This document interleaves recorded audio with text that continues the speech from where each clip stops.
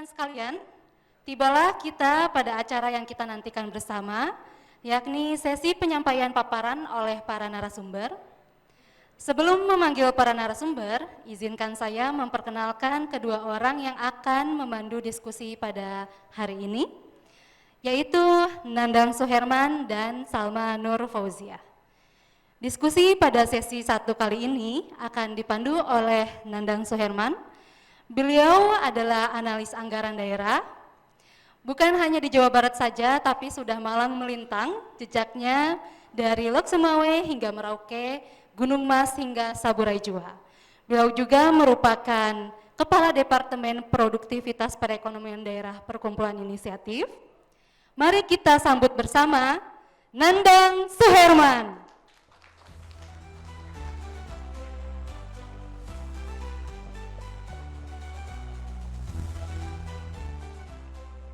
Terima kasih, J. Assalamualaikum warahmatullahi wabarakatuh. Assalamualaikum warahmatullahi wabarakatuh. Kurang semangat kelihatannya. Oke, karena Prabowo kan sangat menggebu-gebu kalau sudah di podium. Berbeda dalam tindakannya. Saya kurang tahu deh. Bapak-bapak nanti akan dibahas barangkali di antaranya seperti itu.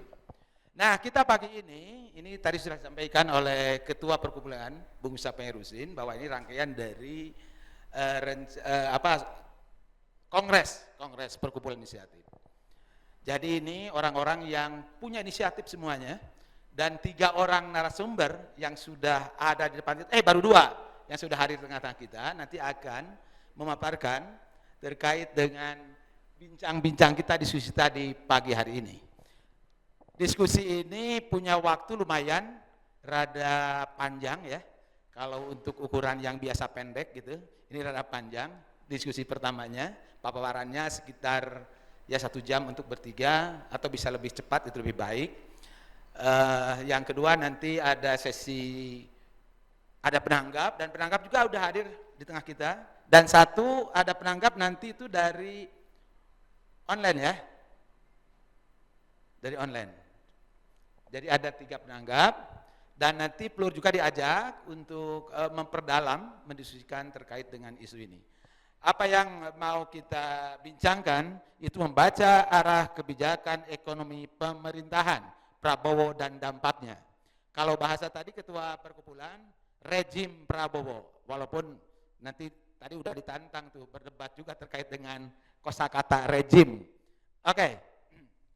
Ada 3 narasumber semua perkumpulan inisiatif dan baru hadir 2 orang, yaitu Bung Diding Syakri dan yang kedua Bung Tata Mutasya. Kalau yang satu lagi Bung Alam Syaragi ini on the way, entah dari kamar tidur on the way-nya atau sudah di jalan ini. Tapi yang jelas beliau akan hadir di tengah-tengah kita dan kita akan sampaikan tentang background ya, latar belakang sedikit lah untuk 3 narasumber. Terima kasih. Ini yang saya kenal ini yang sudah beruban Pak Sony ya. Iya, ternyata ubannya lebih lebat dia daripada saya. Cuma saya sudah pakai topi hitam biar kelihatan muda, Pak Sony. Oke, selamat datang. Yang saya kenal dia World Bank Syariah kalau Pak Sony itu. Yang saya kenal dulu. Oke. Ada karena yang sudah hadir tadinya Pak Alamsah, Bung Alamsah yang mau kita tampilkan pertama, tapi kalau beliau belum siap, nanti dipersilakan kepada yang rada juniornya sedikit lah. Nah, dari sisi umur ya, Bung Tata Mutasya sudah hadir. Dia background ekonomi, alumni dari UI di Jakarta, dia orang di Jakarta, tapi yang jelas orang Banjar kalau nggak salah atau orang Sukabumi saya yang kenal. Tapi dia yang jelas dia orang Sunda, Sunda Tulen. Kalau nanti kita bertanya dengan bahasa Sunda, dia syukur paham. Apalagi kalau bahasa Inggris, dia sangat paham sekali. Bung Tata Mutasya ini sekarang di sustain, tapi beliau beraktivitas lebih banyak di isu-isu ekonomi yang berbasis lingkungan ya, Bung Tata. Dia pernah di Greenpeace Internasional, pernah juga di, kalau yang saya di tren Asia ya, tren Asia dan sekarang di sustain, nanti sustainability, ini sustain aja nih, sustain, isu-isu kesejahteraan. Yang kedua, Bung Diding Sakri, sudah di sini, Bung Diding Sakri ini di alumni ITB dan PhD-nya dia di Britania, di London. London itu Britania ya. Yang tidak mau bubar entah mau bergabung Britania. Mau jadi bergabung dengan Uni Eropa atau balik lagi, saya kurang tahu.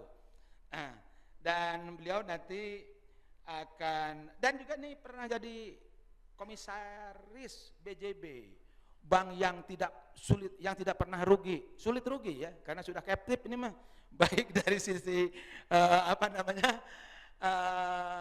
nasabahnya gitu, maupun keuntungannya sudah pastilah, pasti untung, susah rugi, nah kayak BJB ini.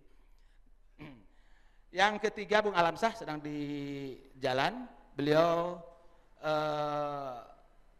pernah di Komisi Informasi Pusat. Komisi Informasi Pusat 2009-2013 saya teringat beliau termasuk yang membidani lahirnya KIP ya, undang-undang KIP tuh. Terus yang kedua beliau juga pernah di Ombudsman. Ombudsman RI salah satu komisionernya dan fokus di bidang sektor ekonomi dan keuangan. Nah, untuk yang pertama kami panggil karena yang sudah hadir di tengah kita Bung Tata Mutasya. Beliau akan bercerita nanti terkait dari perspektif ekonomi hijau barangkali dalam konteks kebijakan ekonomi Prabowo. Kami persilakan Bung Tata.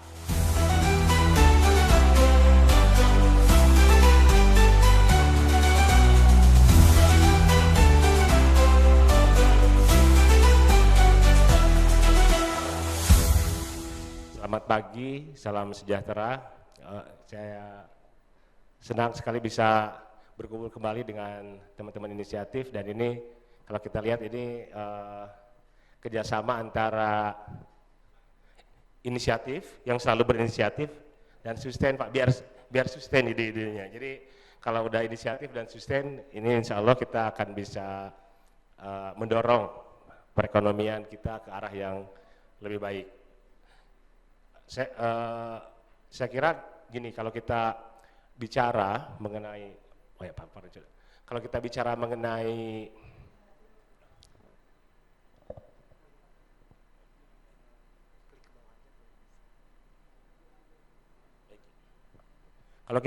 mengenai bagaimana kita membaca arah kebijakan ekonomi Prabowo, saya ingin bercerita sedikit sebetulnya mengenai nuansa yang saya tangkap akhir-akhir ini.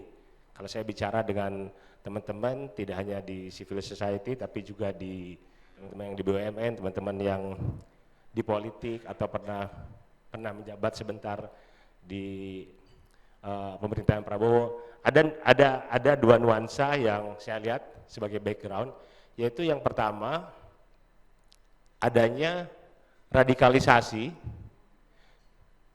dalam tanda kutip ya, radikalisasi dari beberapa kawan, tapi sekaligus juga kemurungan melihat kebijakan-kebijakan ekonomi yang diambil oleh pemerintahan Prabowo. Jadi ini merata, saya melihat di misalnya teman-teman di private sector ada pesimisme, jadi dan ada tadi yang saya sampaikan radikalisasi. Jadi kira-kira ini mau dibawa kemana sebetulnya? Misalnya kalau kita dari kebijakan sampai nanti kita akan diskusikan, ini hanya sebagai pemantik, sampai ke misalnya penunjukan komisaris direksi BUMN misalnya. Jadi kalau misalnya dari beberapa senior di media-media massa di Jakarta mulai ada keluhan seperti ini. Kita kan sering mengkritik Presiden Jokowi, tapi mulai ada statement-statement yang ternyata Jokowi itu nggak jelek-jelek amat ya, kira-kira begitu. Itu yang pertama, jadi ada radikalisasi dan kemurungan dan pesimisme. Yang kedua, tetapi ada juga ini di berbagai stakeholders juga termasuk di CSO yang kalau dan mungkin juga termasuk ini otokritik juga mungkin buat kita semua tergopoh-gopoh memahami Pak Prabowo. Jadi dan ini terasa juga di timnya memahami dan menjelaskan kenapa misalnya pemerintahan Prabowo mengambil satu kebijakan tertentu. Jadi misalnya gini, saya bertemu misalnya dengan ekonom yang di timnya boleh dibilang di timnya Pak Prabowo mengenai gentengisasi. Jadi selalu ada justifikasinya. Dibilang gentengisasi itu sebetulnya karena genteng itu bahan bakunya lokal katanya. Kalau asbes impor, makanya gentengisasi. Yang gitu-gitu. Jadi maksudnya itu hal yang konkret, tapi sebetulnya di semua hal sekarang kita melihat yang kedua tadi tergopoh-gopoh untuk memahami kenapa Presiden Prabowo mengambil sebuah kebijakan tertentu. Kalau di isu yang saya banyak bergelut misalnya di 100 gigawatt, ini nanti akan ada juga di pemaparan, belum jelas bagaimana implementasinya, bisnis modelnya, dan sebagainya. Tapi semua berusaha, wah ini bisa nih, misalkan mau dipaksakan lewat KDMP, setelah kita cek ternyata KDMP-nya tidak siap, yang seperti itu. Jadi ada dua hal tadi sebagai background, dan selanjutnya saya akan memaparkan Pak Nandang. Ini mungkin dari saya lebih ke dongeng ya, dongeng. Nanti mungkin yang ilmiahnya dari Kang Diding sama Bang Alam. Ya ini kalau kita mau membaca arah kebijakan ekonomi Prabowo, tentu sebetulnya ini bukan tergopoh-gopoh, tapi berusaha memahami alam pikiran Presiden Prabowo, karena ini mau 2 tahun ya, 20 Oktober nanti 2 tahun, yang kira-kira ini Pak Prabowo pernah menyampaikan kira-kira yang dia inginkan dari kebijakan ekonominya adalah mengambil yang terbaik dari kapitalisme dan mengambil yang terbaik dari sosialisme. How-nya nanti kita lihat sebagai gambaran misalnya, dan antara itu dari beberapa diskusi dengan teman-teman yang sering berinteraksi dengan Danantara, kira-kira memang tujuannya itu mewujudkan sosialisme melalui kapitalisme. Nah caranya gimana dan sampai sekarang seperti apa kita lihat lagi nanti. Nah kalau juga kita melihat kebijakan ekonomi Presiden saat ini sebetulnya sangat dipengaruhi, dan ini sudah diakui oleh pemikiran Profesor Sumitro yang merupakan ayah Presiden Prabowo sendiri, yang merupakan pendiri sekarang namanya FEBUI, Fakultas Ekonomi dan Bisnis UI, pendiri FEUI, yang kira-kira pemikirannya ini saya kutip langsung saja, berusaha menyeimbangkan antara keadilan dan efisiensi. Jadi Profesor Sumitro ini percaya keadilan hanya bisa dicapai melalui efisiensi, dan keadilan juga akan menghasilkan efisiensi. Kira-kira begitu. Isu lingkungan, karena saya akan sedikit meng-highlight mengenai ekonomi hijau, isu lingkungan tentu ini tahun berapa ya, mungkin Profesor Sumitro ini banyak pengalamannya dari tahun 50-an, 60-an, belum banyak disinggung. Ini hanya sedikit, misalnya dia menyampaikan bagaimana membatasi dan menanggulangi pencemaran, pemborosan dan pengerusakan terhadap lingkungan. Tetapi tentu belum ada isu-isu seperti mitigasi krisis iklim atau ekonomi hijau, konteksnya sangat berbeda. Dan tetapi juga ditekankan, dan ini mungkin justru yang menjadi concern dan sekaligus kritik saat ini, yaitu justru Profesor Sumitro menekankan kebijakan itu semuanya harus sewaktu-waktu diuji menurut perkembangan keadaan. Justru mungkin ini yang saya kira juga menjadi kekurangan terbesar dari kebijakan ekonomi Prabowo. Nah ini kenapa saya juga menamakannya dengan puisi indah ya, karena sebenarnya kalau kita melihat pemikiran Profesor Sumitro, sehingga saya ingat di awal pemerintahan Presiden Prabowo, begitu banyak organisasi yang berusaha memunculkan dan menghidupkan sembari pemikiran Sumitro, yang disebut juga Sumitro, disebut secara populer sebagai Sumitronomics. Karena sebetulnya dari perspektif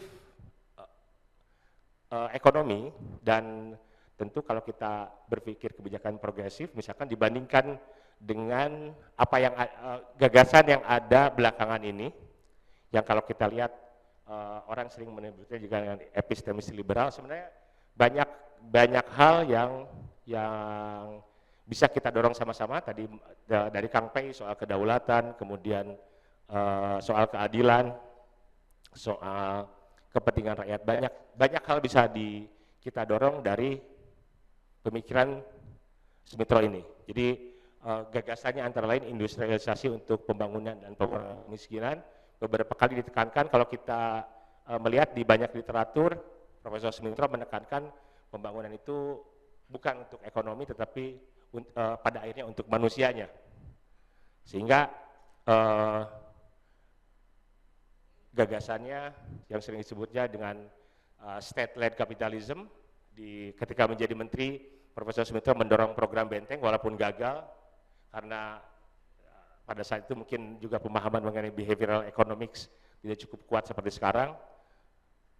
Kemudian, ada juga beberapa gagasan khas yang sebenarnya kalau kita melihat pemikiran Profesor Sumitro ini banyak diterjemahkan secara politis oleh PSI, bukan PSI yang sekarang ya, Pak Danang, bukan Partai Solidaritas Indonesia, tetapi oleh Partai Sosialis Indonesia pada saat itu, di mana memang ada ciri khasnya yang lain, walaupun mendorong keadilan ekonomi, teman-teman PSI ini juga kira-kira konsepnya bukan pertentangan kelas, tetapi lebih ke nasionalisme ekonomi.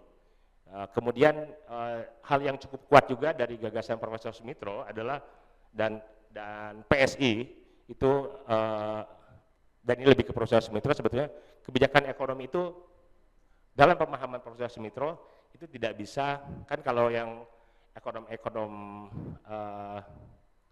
teknokrat itu sering memisahkan ekonomi dari politik. Nah, dalam pandangan Profesor Sumitro, ekonomi itu adalah politik itu sendiri dan berkaitan dengan aktivisme. Ini juga banyak dipengaruhi oleh Profesor Sumitro dan circle-nya pada saat itu, dan juga di PSI yang background-nya banyak terlibat perang kemerdekaan, mengetahui bagaimana kehidupan real di masyarakat, jadi bukan di kelas-kelas diskusi, bukan di atas kertas, sehingga dalam keyakinan Profesor Sumitro dan yang tadi saya sampaikan, sebenarnya pemikirannya sangat mempengaruhi kebijakan pemerintahan saat ini. Ekonomi itu sangat terkait dengan politik dan aktivisme. Itu kenapa saya mendapatkan penjelasan waktu berdiskusi dengan, saya dulu mengiranya karena soal bahasa aja. Mungkin Bapak Ibu teman-teman ada yang pernah mendengar LPM ya, LPM FEUI, kan itu LPM-nya lembaga penyelidikan ekonomi dan masyarakat, bukan penelitian. Ternyata itu pilihan bahasa yang dilakukan secara sadar. Jadi bukan penelitian tapi penyelidikan, dalam artian harus mengetahui apa ya betul-betul yang terjadi. Ekonomi itu kira-kira menurut Profesor Sumitro harus mengetahui apa yang betul-betul terjadi di masyarakat. Dan pemikiran ini sebetulnya masih kalau kita melihat sejarah pemikiran ekonomi di Indonesia masih mewarnai hingga tahun 1970-an, mungkin sampai awal 80-an, sampai kemunculan banyak orang sering menyebutnya sebagai epistemis liberal. Jadi setelah 80-an sampai sekarang praktis pemikiran-pemikiran liberal yang mendominasi gagasan ekonomi di Indonesia. Nah, itu sebabnya juga sebagai background yang mempengaruhi kebijakan ekonomi, sebetulnya Profesor Sumitro ini memiliki kekecewaan terhadap teknokrat ekonom-ekonom FEUI. Kan teknokrat Orde Baru ini bagian besar disekolahkan oleh Profesor Sumitro dan mengambil kebijakan yang cukup berbeda dengan gagasan-gagasan Profesor Sumitro. Jadi kalau kita lihat backgroundnya, gagasan-gagasan ini praktis mungkin karena persoalan kaderisasi dan sebagainya praktis hilang sebetulnya. Bahkan saya kuliah di situ juga praktis tidak ada diskusi-diskusi misalnya atau sharing mengenai gagasan-gagasan Profesor Sumitro. Nah, di situ sebetulnya dengan puisi, saya menamakannya puisi indah, dan orang sering menyebutnya juga dengan sosialis kanan, dan ini juga penyebutan senior di PSI juga sosialis kanan ini. Tentu bukan terminologi ilmiah, tapi mereka menyebutkan dirinya sendiri sebagai sosialis kanan. Kira seperti itu. Dan pemikiran ini praktis kalau kita bicara gagasan ekonomi yang mainstream di Indonesia, mungkin puluhan tahun tidak muncul dalam kebijakan. Nah, pada saat itulah Presiden Prabowo sekarang menjadi presiden dan tentu menjadi penentu bagi arah kebijakan Indonesia, ekonomi Indonesia. Ini saya akan singkat untuk nanti kita bisa berdiskusi lebih banyak. Kita melihat konteks. Jadi ketika presiden ini bukan akibat dari kebijakan Presiden Prabowo, tapi konteks ketika Presiden Prabowo menjabat pada tahun 2024. Jadi dengan tadi pemikiran-pemikiran Prabowo yang sangat dipengaruhi oleh Profesor Sumitro, ini konteks-konteks yang dihadapi saat ini. Ini kita bisa melihat misalnya sekarang tetap dalam beberapa tahun terakhir hampir 60% pekerja Indonesia bekerja di sektor informal, terjadi penyusutan kelas menengah sebanyak 48 juta orang, dan lalu hal yang menarik misalnya Kompas melakukan penelitian secara khusus dari tahun 2010 sampai tahun 2025 pengeluaran pekerja itu meningkat 210%. Itu juga sebabnya kalau kita hubungkan dengan data lain, upah real di kita itu juga dalam jangka waktu saya kalau tidak salah dari 2018 sampai 2024 itu hanya naik 1,8%. Jauh lebih rendah daripada pertumbuhan ekonomi. Makanya sekarang kan terutama teman-teman yang muda-muda merasakan sekali bahwa kalau jajan itu, kalau jalan-jalan itu uangnya cepat habis kira-kira kan gitu. Dibanding dulu. Jadi terkonfirmasi oleh data. Di sisi lain, kalau kita bicara lebih makro misalnya, terjadi deindustrialisasi yang sebenarnya terjadi dari tahun 2000, jadi udah 3 presiden ya. Dari kontribusi industri 32% terhadap PDB turun menjadi 19% di tahun 2024. Dan satu hal yang juga konteks yang sangat penting saya kira adalah saat ini debt service ratio kita, jadi kalau di undang-undang kan yang 3% itu ya defisit terhadap PDB. Tapi sebetulnya yang lebih praktikal adalah rasio utang terhadap APBN itu sendiri. Di mana debt service ratio kita ada beberapa versi, tapi kira-kira bergerak di 50-51%. Utang kita, pembayaran utang kita di tahun berjalan, pokok dan bunga terhadap PDB itu sudah sekitar 50-51%. Jadi nanti sisanya yang buat MBG dan macam-macam tinggal 49-50%. Itu konteks yang saya kira juga akan sangat berpengaruh terhadap arah kebijakan ekonomi Prabowo. Dan kalau kita lihat historical di tahun 98 angkanya juga kira-kira sebesar itu, turun terus di era Pak SBY dan mulai naik sebetulnya di era Pak Jokowi.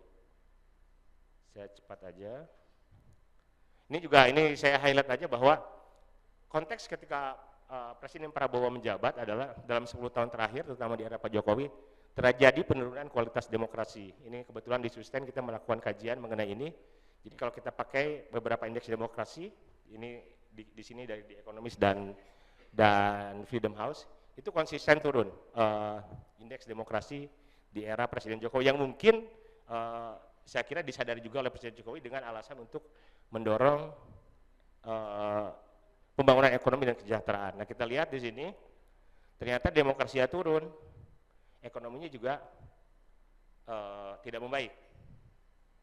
Jadi kalau kita bandingkan dengan segala kekurangannya Presiden SBY, indeks demokrasi trennya naik di masa Presiden SBY dan pertumbuhan ekonominya lebih tinggi dibandingkan masa Presiden Jokowi pada saat terjadi penurunan indeks demokrasi secara steady ya, artinya turun terus.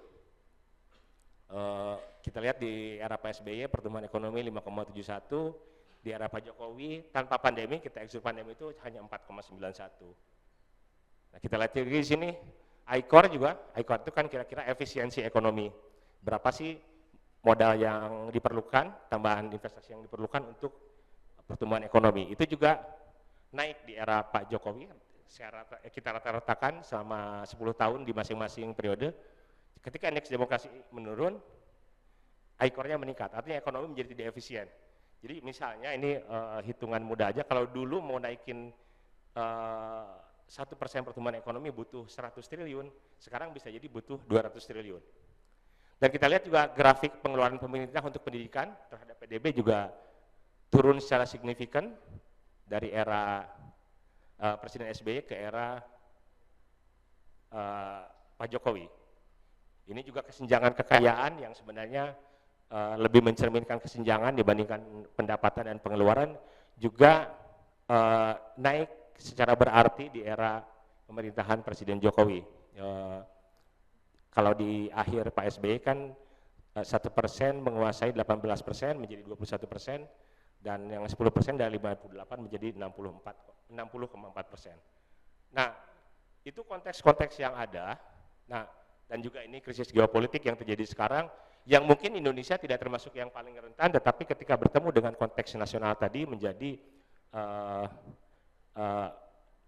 dampaknya menjadi akan lebih besar bagi rakyat banyak. Nah, tadi kita lihat, saya menyampaikan bagaimana cara Presiden Prabowo berpikir dalam menyusun kebijakan. Nah, kita lihat di sini ternyata kalau kita melihat, nanti saya kira ini hanya pemantik dan kita bisa mendiskusikan, ini seperti puisi indah. Tadi gagasan-gagasan Profesor Sumitro itu sangat indah dan saya kira memiliki kesesuaian konteks dengan Indonesia, dengan gagasan-gagasan kita terutama yang ada di mungkin di kampus atau di CSOs, tetapi ada prosa yang tidak selesai. Jadi misalnya Danantara, ini kan salah satu ide terbesar Presiden Prabowo. Danantara sampai sekarang dari hasil diskusi dengan beberapa teman di BUMN adalah kesulitan menentukan value added-nya. Jadi pengertiannya begini, Danantara belum bisa menemukan nilai tambahnya dan apa yang sebenarnya tidak bisa dikerjakan BUMN tapi harus dikerjakan oleh Danantara. Ini belum ketemu sampai sekarang. Jadi kan dia ada dua, yang holding BUMN dan investment, itu belum ketemu. Investment apa sih yang strategik bagi bangsa atau profitnya lebih tinggi? Tidak ada yang kekhususan dia sehingga dia diperlukan ada. Kemudian beresiko untuk elite capture, nanti kita lihat di beberapa proyeknya, dan rent seeking. Dan kalau istilah teman-teman yang banyak bekerja di sektor finance, dan antara sekarang sebagus-bagusnya adalah fixing unbroken chair.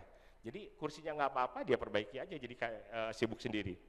Nah, ini bisa terlihat misalnya di proyek-proyek yang terkait dengan sektor energi dan energi terbarukan.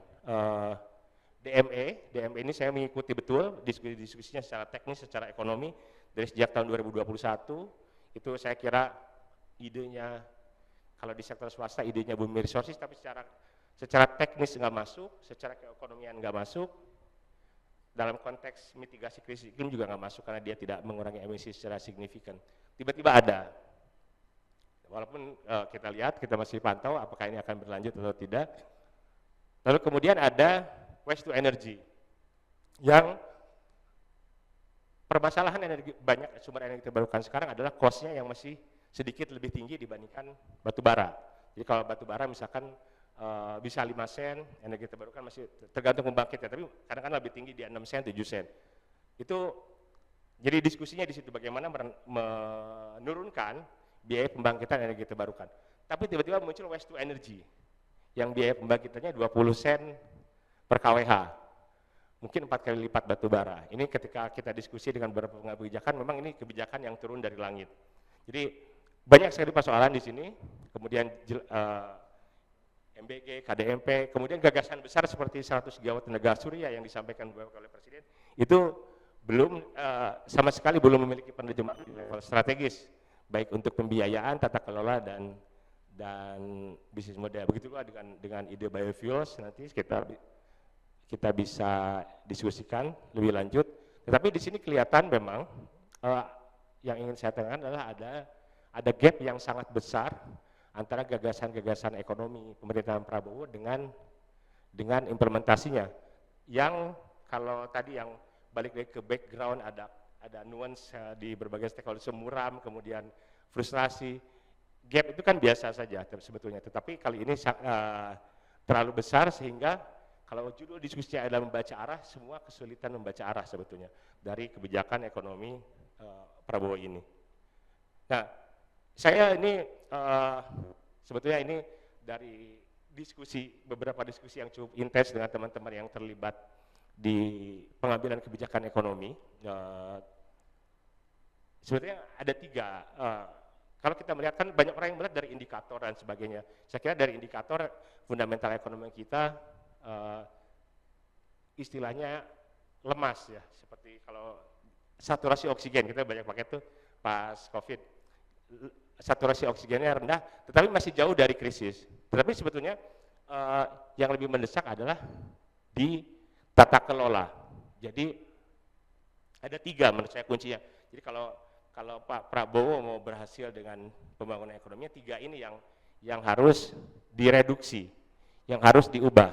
Yang pertama, kalau kita melihat ada kecenderungan ke arah etatisme dari kebijakan ekonomi pemerintah Prabowo dalam konteks peran dari masyarakat, peran dari sektor swasta semakin mengecil. Tentu saja indikasi karena orang masih sulit membaca, yang membuat ekonomi menjadi sulit diprediksi. Nah, dari 3 hal ini sebetulnya kalau 1 atau 2 aja mungkin tidak terlalu berdampak, tetapi kalau diteruskan dalam 3,5 tahun ke depan ini akan sangat berdampak ketika ini hadir secara bersamaan. Karena kalau kita mau peran negara yang lebih besar, kalau istilah Pak Purbaya, ekonominya harus jago. Tapi pada saat bersamaan, kalau kita melihat, dan tadi dari background ada banyak keluhan, ada banyak pesimisme, itu ada inkompetensi juga hadir di sana. Dan juga bersamaan dengan nepotisme, kita juga bisa melihat.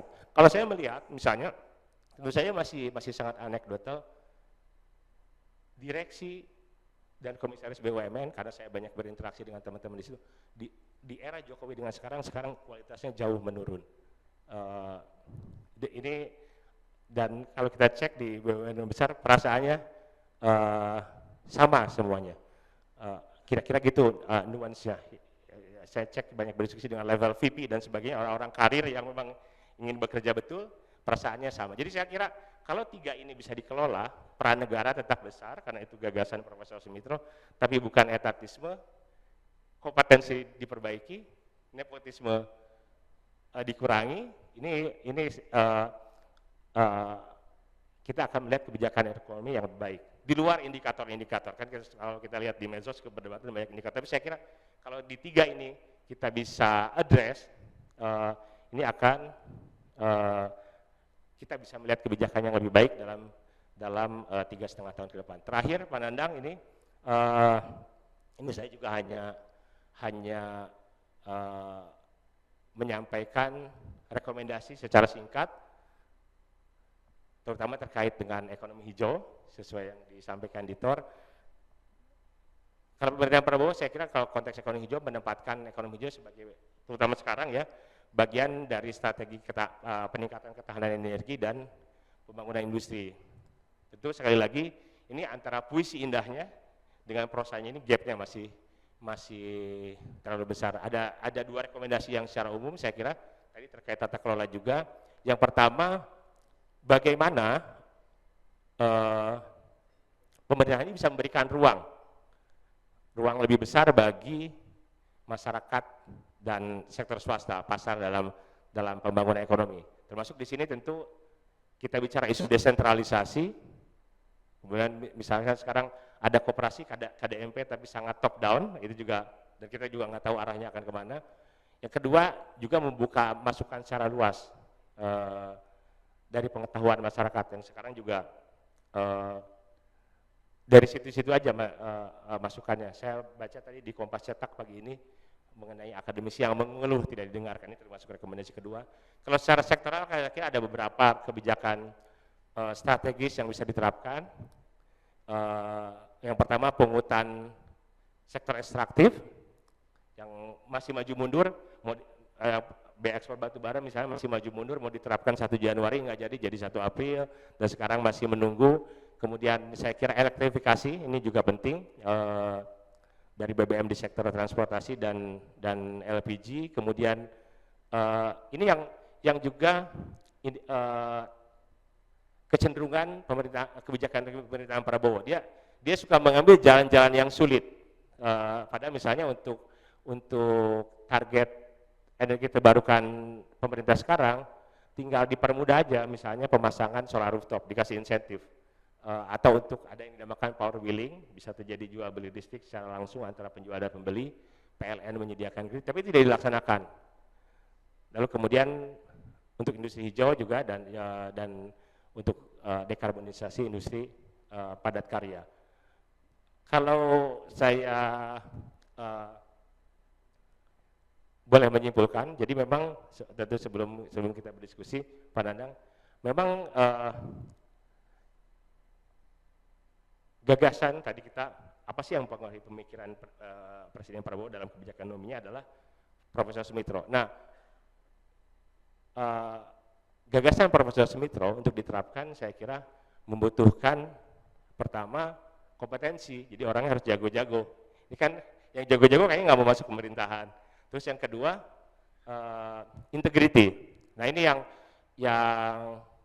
yang akhirnya membuat gap yang besar antara tadi puisi yang indah tadi, ide-ide Profesor Sumitro dengan apa yang dirasakan. Saya banyak berdiskusi dengan apa yang dirasakan oleh banyak pemangku kepentingan saat ini, tadi muram dan sebagainya, walaupun tadi ada juga yang sekarang entah bisa sampai kapan masih berusaha tergopoh-gopoh menerjemahkan gagasan besar Presiden Prabowo menjadi kebijakan ekonomi. Mungkin itu dulu, Pak Nanang.